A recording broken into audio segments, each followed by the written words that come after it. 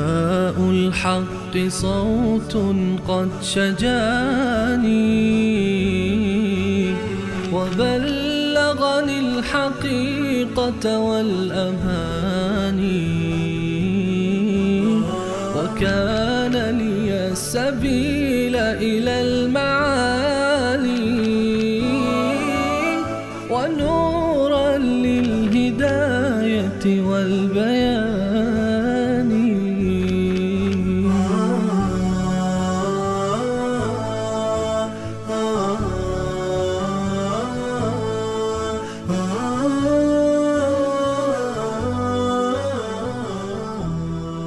بسم الله الرحمن الرحیم. اللهم صل علی محمد و علی آل محمد كما صليت على ابراهیم و علی آل ابراهیم انك حمید مجید و بارک علی محمد و علی آل محمد كما بارکت علی ابراهیم و علی آل ابراهیم انك حمید مجید.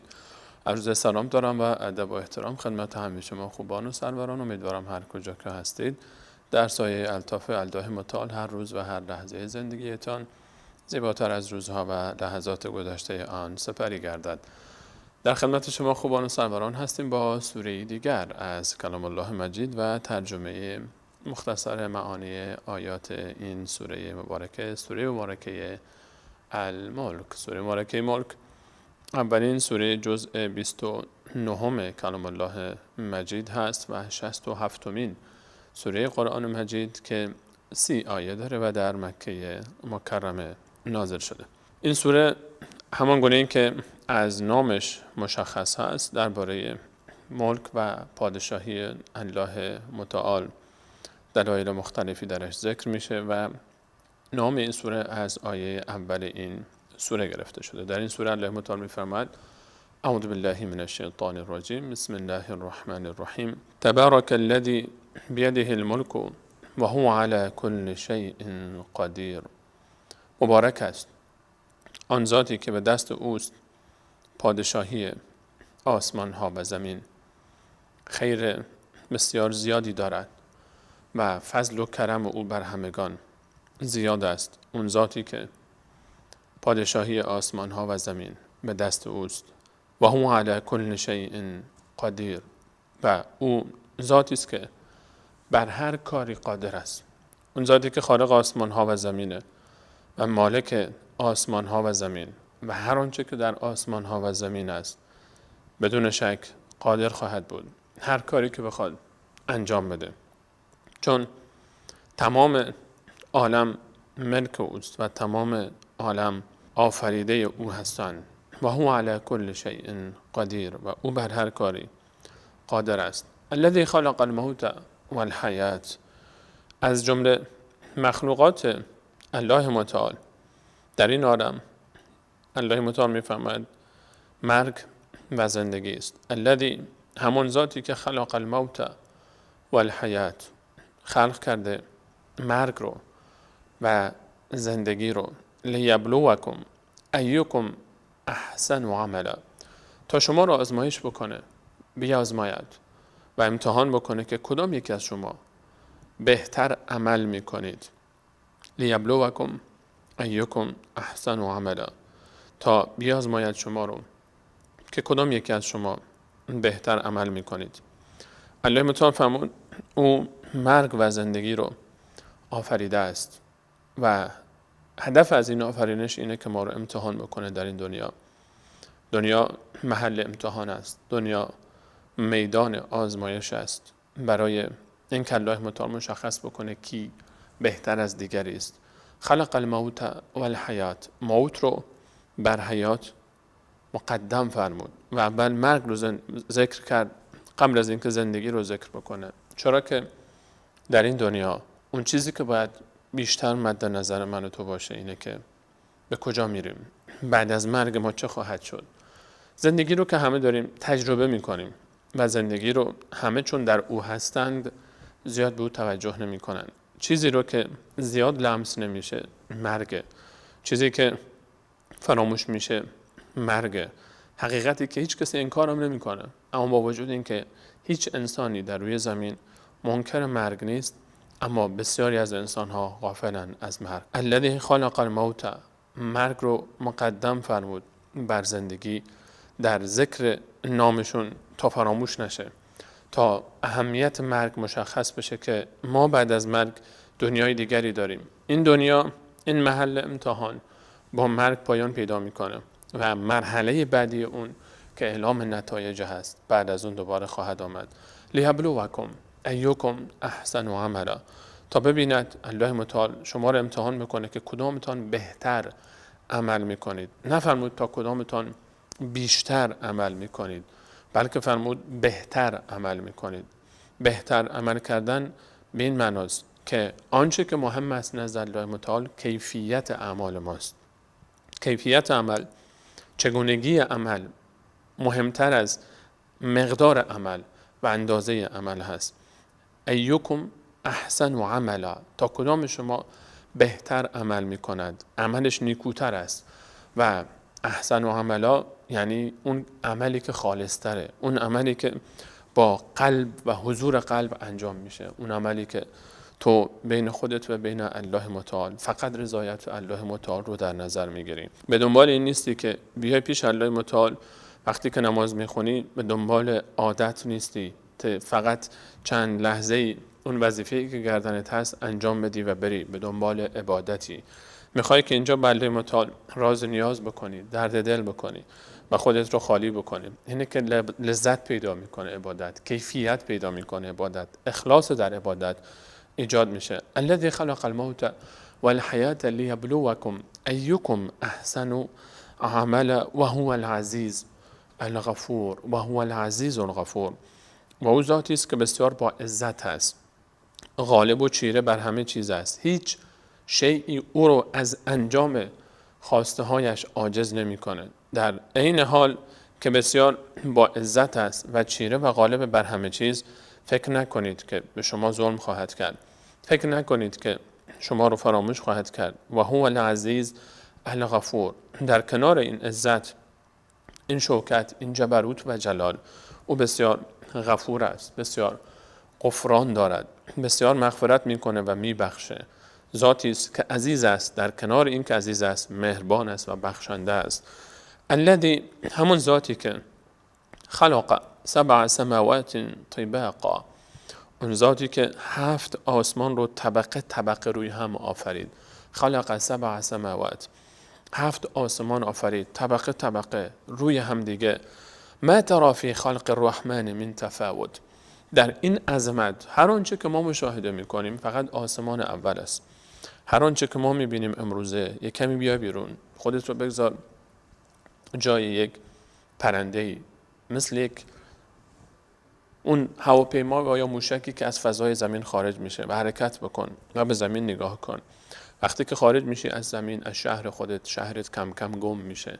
وقتی میای بیرون دیگه کشورت گم میشه. وقتی میای بیرون دیگه فقط کره زمین مشاهده میشه. بعد از مدتی که همینجور انسان میره بالا، کره زمین رو هم گم میکنه. تمام این عالمی که در اون زندگی میکنیم با همه انسانها و همه شگفتیهاش، ذره از این آسمان میشه و گم میشه. میری بالاتر و میری بالاتر، کهکشان راه شیری رو میبینی و بالاتر و بالاتر. هرچه دورتر میشی عظمت بیشتر میشه. میلیون ها بلکه میلیاردها ستاره و سیاره در گوشه و کنار این گیتی قابل مشاهده است و همه آنچه که امروزه بشر میبینه، میلیاردها میلیارد ستاره و سیاره، همه جزئی از آسمان اول است. آسمان دوم و سوم و چهارم و پنجم و ششم و هفتم، 7 لایه آسمان فوق همدیگر، میلیاردها میلیارد ستاره و سیاره، میلیون ها برابر زمین الله متعال خلق کرده. این همه عظمت رو خلق کرده. خلق 7 سماوات طباقا، 7 آسمان رو طبقه طبقه خلق کرده. ما ترى فی خلق الرحمن من تفاوت. در این آفرینش الله متعال، در این خلق الله رحمان بسیار مهربان، هرگز شما ناهماهنگی نمیبینید، تفاوت نمیبینید، شما خللی در اون نخواهید دید. ما ترى فی خلق الرحمن من تفاوت. هیچ جایی نمیبینی که بی‌نظمی وجود داشته باشه. همه چی هماهنگن. کل فی فلک یسبحون. هر کدوم از اینها در یک مداری در حال چرخش هستن. هر کدوم از اونها یک نظمی دارن. ما الان میتونیم تشخیص بدیم و میتونیم که پیش بینی بکنیم 1 میلیون سال بعد خورشید در فلان منطقه در چه ساعتی و در چه ثانیه‌ای حتی طلوع خواهد کرد و یا غروب خواهد کرد. این به خاطر اون نظمی است که الله متعال در اینها قرار داده. آنچه که از قوانین ریاضیات و یا فیزیک و یا شیمی و یا نجوم ما اومدیم و اونها رو تونستیم که پیدا بکنیم و بفهمیم، همه اینها به خاطر اون نظمی است که در عالم وجود داره. ما تری فی خلق الرحمن من تفاوت فرجع البصر، دوباره چشم بیانداز. هل تری من فطور، آیا ذره ای خلل میبینی؟ ذره ای خلل میبینی در آفرینش آسمان ها و زمین؟ دوباره نگاه کن. با نگاه اول شاید متوجه نشی. انسان غالبا با نگاه اول نقاط ضعف رو نمیبینه. دوباره نگاه بکن. شاید میگی که یک بار نگاه کردم و ندیدم. دوباره نگاه بکن. هل تری من فطور، دوباره چشم بیانداز. آیا در آفرینش الله متعال خللی مشاهده میکنیم؟ ثم ارجع البصر کرتین، بارها و بارها، باز هم و باز هم و باز هم تکرار کن نگاه خودت رو.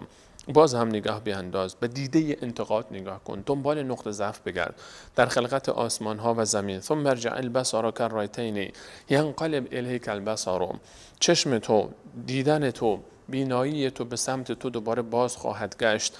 خاسئا و هو حصیر، متحیر و حیران، خسته و درمانده. در حالی که خسته و درمانده است و متحیر و حیران، این چشم دوباره به سمت تو برمیگرده و اعتراف میکنه که ما تری فی خلق الرحمن من تفاوت، تو هرگز در خلقت آسمان ها و زمین، خلقتی که الله رحمان خلق کرده، هرگز نمیتونی که ناهماهنگی پیدا بکنی. هرگز همچین چیزی وجود ندارد، همچین چیزی نیست. تو به شگفت میفتی، تو به تعجب میفتی وقتی که میبینی الله متعال این همه عظمت رو با این نظم و این دقت و این شگفتی ایجاد کرده است. ولقد زینا السماء الدنیا، و من الله با عظمت زینت دادم آسمان دنیا رو، به مصابیح، با چراغ‌های، ستاره‌های آفریدم آسمان این دنیای شما رو. آنچه که شما میبینید در اون میلیون‌ها و میلیاردها ستاره قرار دادم. و جعلناها رجوما للشیاطین، همچنین بقایایی از این ستاره ها رو که به شکل شهاب سنگ هایی در آسمان معلقن، اینها رو وسیله‌ای برای هدف قرار دادن شیطان ها و جن هایی که استراق سم میکنن آسمان ها رو قرار دادم. الله متعال میفرمایند این شهاب سنگ هایی هم که شما میبینید، اینها هم همه شیطان هایی رو هدف قرار دادن در آسمان، اما شما مشاهده نمی کنید. و اعتدنا لهم عذاب السعیر، و من الله با عظمت برای کسانی که منکر خالق این آسمان ها و زمین هستند، منکر توحید هستند، منکر عبادت این ذات با عظمت هستند، برای اونها عذاب سوزناکی و عذاب بسیار سوزنده‌ای آماده کردم. وللذین کفروا بربهم، و کسانی که کافر شدن به پروردگارشان، کسانی که قبول نکردن این اطاعت و فرمانبرداری از این ذات عظیم خالق آسمان ها و زمین رو، الله متعال میفرماد وللذین کفروا بربهم عذاب جهنم، عذاب جهنم در انتظار آنهاست. اینها به دوزخ خواهند رفت و بئس المصیر، و چه بد سرانجامی است، چه بد جایگاهی است، چه پایان بدی است دوزخ. اذا القوا فیها سمعوا لها شهیقا، وقتی که به دوزخ میافتند، وقتی که به دوزخ در می آیند، وقتی که اونها رو می اندازند، القوا فیها، انداخته می شوند در این گودال عظیم در دوزخ، سمعوا لها، از داخل او میشنوند شهیقا، فریادهای بسیار ترسناک و گوش خراش و بد و تلخ رو، صدای فریاد کسانی که افتادن قبل از او و عذاب میکشند، صداهای خود سوختن آتش دوزخ و صداهای انفجارهای عجیبی که در داخل جهنم اتفاق میفته. سمعوا لها شهیقا، در اونجا فریادهای گوش خراشی به گوش آنها خواهد رسید. و هی تفور، در حالی که دوزخ داره فوران میکنه، داره غلغل میکنه و داره میجوشه از شدت گرما و حرارتی که در دوزخ هست. تکاد تمیز من الغیظ، نزدیک است که منفجر بشه، متلاشی بشه، تیکه تیکه بشه دوزخ از شدت آنچه که در او میگذارد. کلما القی فیها فوج، هرگاه در داخل این دوزخ گروهی داخل میشن و انداخته میشن، القی فیها، وقتی که گروهی انداخته میشن داخل این دوزخ، گروهی سألهم خزنتها، نگهبانان دوزخ که 19 نفرن، علیها 19، 19 نگهبان گماشته شده است بر دوزخ، از اونها میپرسند کلما القی فیها فوج سألهم خزنتها الم یأتکم نذیر، آیا پندی به سراغ شما نیومده بود؟ آیا صدای پیامبران به شما نرسید؟ آیا دعوتگران به شما گفته نشد؟ آیا نام قرآن رو نشنیدی؟ آیا از اسلام هیچ خبری نشنیده بودی؟ آیا نمیدیدی که مردم میرن به مساجد و عبادت میکنن و نماز میخوانن؟ آیا نمیدیدی که مردم میگوین اللهی وجود داره، خالق آسمان ها و زمین و دینی است و این دنیا مزرعه آخرت است، این دنیا محل آزمایش است و بعد از این عالم دیگری است، اونجا بهشتی است، اونجا دوزخی است؟ آیا این دعوت به تو نرسید؟ آیا به تو گفته نشد؟ این حکایت نشان از این داره که الله متعال هیچ بنده ای رو تا به او دعوت نرسه او رو عذاب نخواهد کرد، چون کلما القی فیها فوج، هر وقت که گروهی به دوزخ در می آیند، سألهم خزنتوها، نگهبانان دوزخ از او میپرسن الم یأتیکم نذیر، آیا به شما پندی نیامده بود؟ کسی که شما رو بترسانه. آیا دعوت به شما نرسید؟ آیا به تو گفته نشده بود که همچین پیش بینی برای تو شده است و همچین مسیری در انتظار توست؟ آیا گفته نشده بود؟ و اگر به کسی دعوت گفته نشه و نرسه به هر دلیلی، و ما كنا معذبین حتی نبعث رسولا، الله متعال در سوره اسراء میفرماید من هرگز عذاب نخواهم کرد قومی رو که به اونها رسولی فرستاده نشده، به اونها دعوتگری نرفته و نگفته، شخصی که به او دعوت نرسیده، خبر نداشته که اصلا اسلامی هست، قرآنی هست، پیامبری هست و حساب کتابی هست و دوزخ و جنتی هست، برای این شخص عذابی نخواهد بود. الم یأتیکم نذیر، اونها میگویند آیا به شما نرسید پند و پیام رسانی؟ آیا کسی شما رو بیم نداد از آنچه که پیش روی شماست؟ میگویند قالوا بله به ما گفته شد، قد جاءنا نذیر، به ما آمد پند و اندرزی، پیامبران آمدن به ما گفتن، دعوتگران به ما گفتن، به من دعوتگری میگفت که اسلام هست، که قرآن هست، که پیامبری هست، قیامتی هست، بهشتی هست و دوزخی هست، به من میگفتن این چیزا رو من میگفتن، اما متاسفانه فکذبنا، و ما تکذیب کردیم، گفتیم آقا برو ول کن ما رو، همه اینها دروغه، آقا کشک این چیزا، ول کن، حساب کتاب چیه، بهشت و دوزخ چیه، تقی به تقی خورده و دنیای به وجود اومده و همه چی از بین خواهد رفت و اون دنیا نه بهشتی است و نه دوزخی هست، بهشت من همین دنیای است. فکذبنا و قلنا، و گفتیم ما نزل الله من شیء، الله متعال هیچ چیزی نازل نکرده، چیزی از آسمان ها نازل نشده، دینی وجود نداره، پیامبر چیه، آخرت و حساب کتاب چیه؟ و قلنا ما نزل الله من شیء ان انتم الا فی ضلال کبیر، شما کسانی که دعوت میدید ما رو، شما کسانی که فکر میکنید آخرتی هست، حساب کتابی هست، دوزخ و بهشتی هست، شما در یک گمراهی آشکاری به سر میبرید. آقا ول کن این چیزا رو، برو خوش باش، وقت تو تلف نکن، این بیچاره ها رو نگاه کن، دلشون رو خوش کردن به اینکه قیامتی هست، حساب کتابی هست. اینها دنیا رو برای خودشون ترک کردن، لذت های دنیا رو ترک کردن. اون نمیدونه که من و توی پیرو الله متعال در لذتی زندگی میکنیم که این لذت رو اون هرگز در این دنیا هم تجربه نخواهد کرد. و گفتن ان انتم الا فی ضلال کبیر، اونها اعتراف میکنن روز قیامت به این اشتباه خودشون، به این تکذیبشون و حتی جملاتی که میگفتن ما به اونها میگفتیم شما در گمراهی آشکاری هستید. و قالوا، و میگویند لو كنا نسمع، و قالوا، و گفتند. الله متعال حتی فعلی که برای ما اینها استفاده میکنه، گرچه درباره آینده صحبت میشه و دوزخی که پیش روی آنهاست، اما فعلی که الله متعال استفاده میکنه این فعل برای گذشته است. و قالوا، فعلی که در گذشته اتفاق میفته، گفتند، گویی که این حقیقت چنان نزدیکه و چنان غیر قابل انکاره که اصلا انگار که اتفاق افتاده است، نه که پیش روی ماست.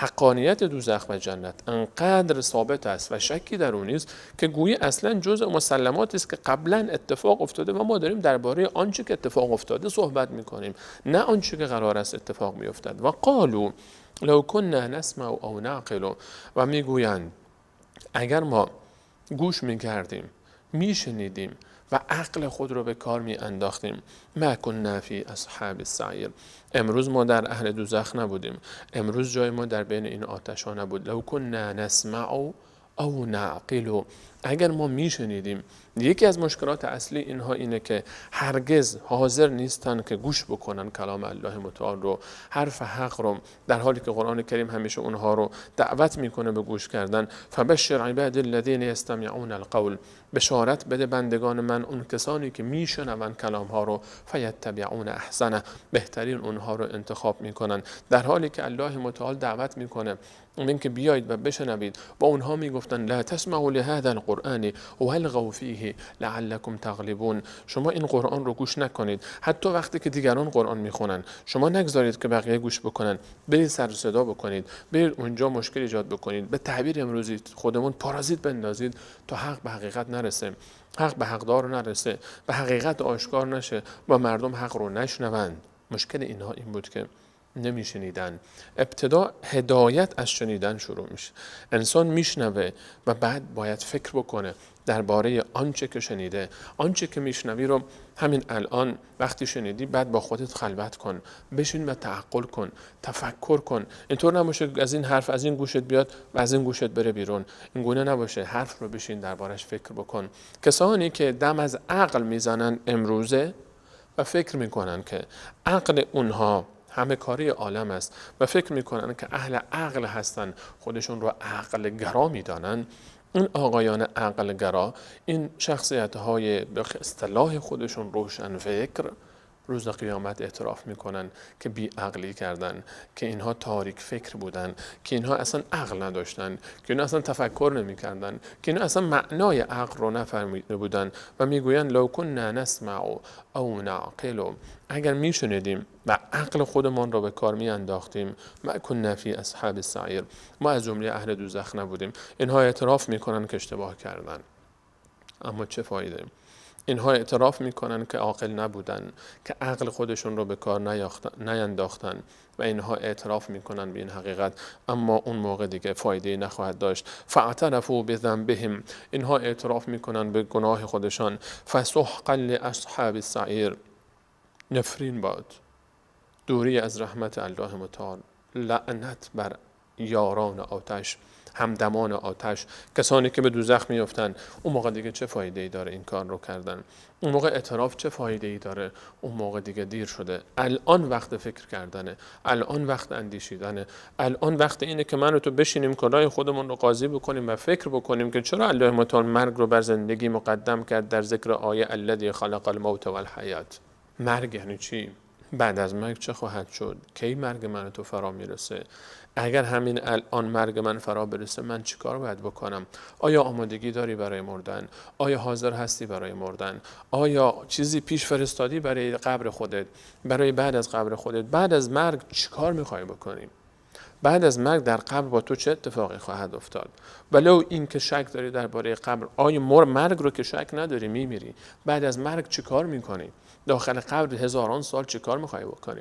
روز قیامت وقتی که خارج بشی از قبر چیکار میخوای بکنی؟ میلیاردها میلیارد سال بعد از حشر شدن در صحرای محشر رو چیکار میخوای بکنی؟ فکر بکن و توکل بکن به الله متعال و شروع بکن قبل از اینکه حال من و تو به این وضعیت برسه. ان الذين يخشون ربهم، کسانی که میترسن از پروردگارشون، از اینکه یک روزی در قبر، بعد از اون در صحرای محشر در پیش الله متعال حاضر بشن و پاسخی برای الله متعال نداشته باشن.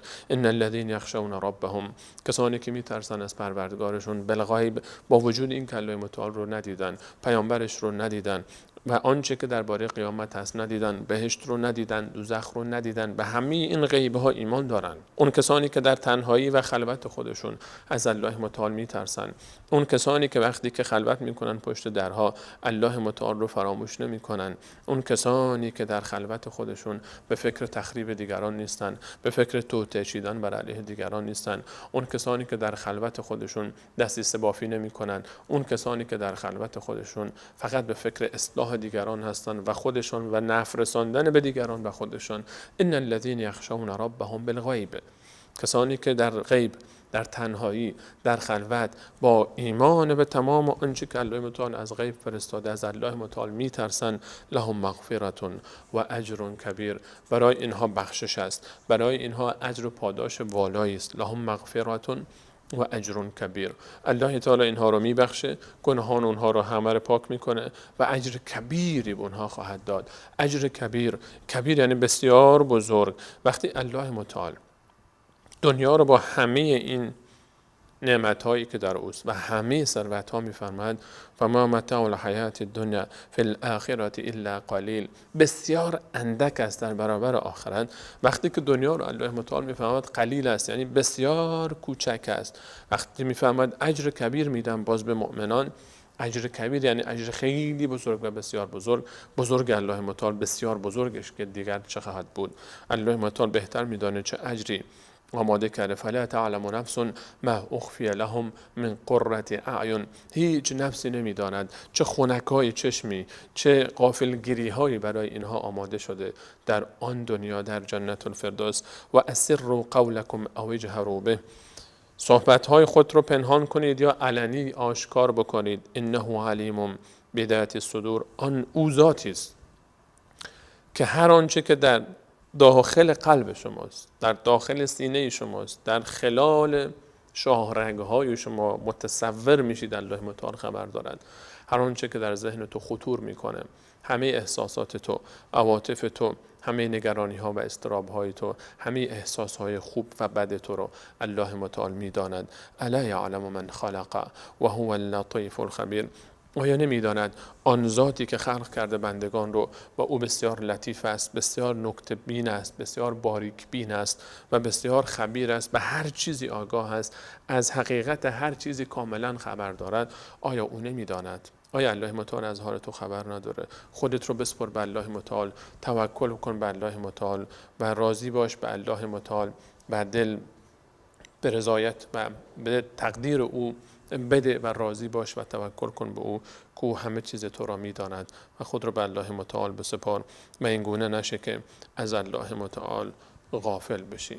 الله متعال در ادامه این سوره آیات فراوان دیگری و آیات عظیم دیگری هم دارن که انشاءالله در برنامه بعد به آن خواهیم پرداخت. از اینکه تا این لحظه برنامه خودتون رو یاری کردید از همه شما عزیزان سپاسگزارم و تا برنامه بعد همه شما عزیزان رو به الله متعال می سپارم. الله یار و نگهدارتان. السلام علیکم و رحمت الله و برکاته.